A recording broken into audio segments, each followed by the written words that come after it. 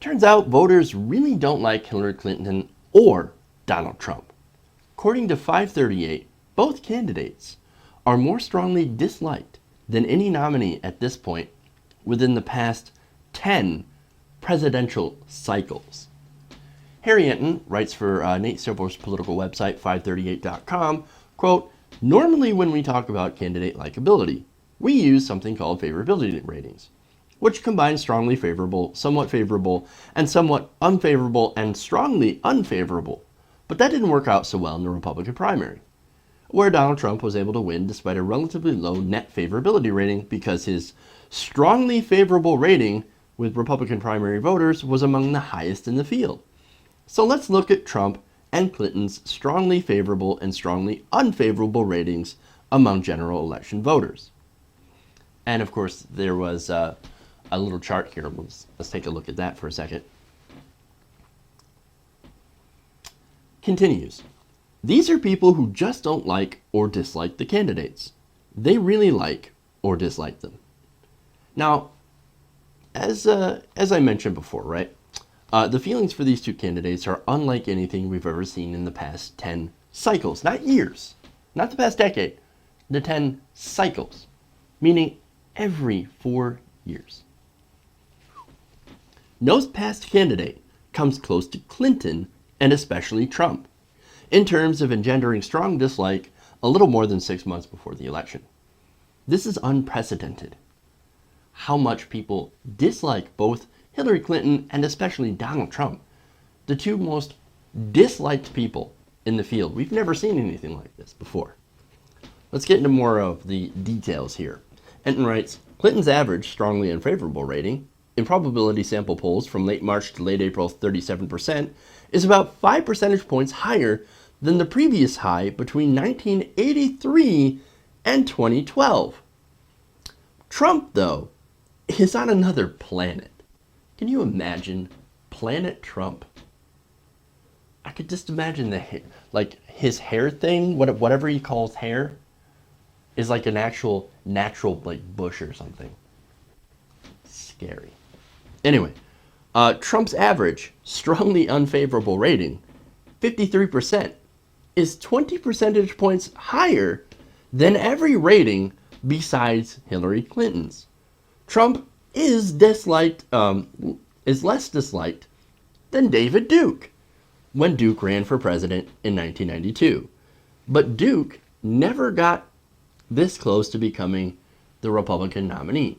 In fact, he didn't become close at all. Well, you could say, hey, look, man, at least Donald Trump is liked more than KKK Grand Wizard David fucking Duke. I mean, that guy, what an asshole, right? Am I right? Well, yeah, I mean, he's a total asshole. But he also says he supports Trump. But anyway, Trump, unlike Duke, is a Republican nominee. David Duke didn't even get close. Yet Trump's unfavorability rating is at 67%, whereas Duke was only 2% more unfavorable. Trump 67, Duke 69. That's amazing for a Republican nominee. No one hates this guy as much that we've seen ever before. He holds the record of people really hating him almost as much as David Duke. But as I said, it's so different because David Duke never got it close to the nomination. But here, Donald Trump is the Republican nominee for all intents and purposes.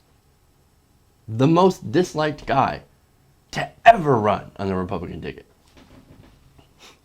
Now, to be fair, Trump, he's got high favorables too. 30%. Well, high for him. Duke was at 9% favorable. So, okay. But look at these unfavorability numbers. Those are devastating. Absolutely devastating. Now, you could think of the reasons, right? I mean, there's got to be a reason.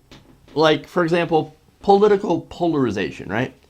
He's a Republican. Obviously, Democrats will hate any Republican and vice versa, right? It's got to be. It's polarization, right? Well, it's only a part of it. Enton explains.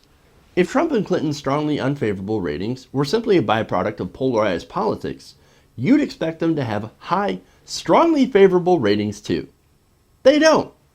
You can see this in their net strong favorability ratings, the strongly favorable rating minus the strongly unfavorable rating. Now, according to this chart, I'm going to show you right here, no major party nominee before Clinton or Trump had a double-digit net negative strong favorability rating.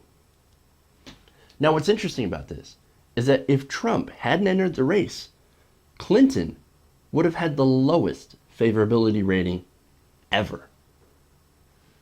Trump actually saved her from being the most hated candidate in the entire race. Wow. Now, okay, he continues.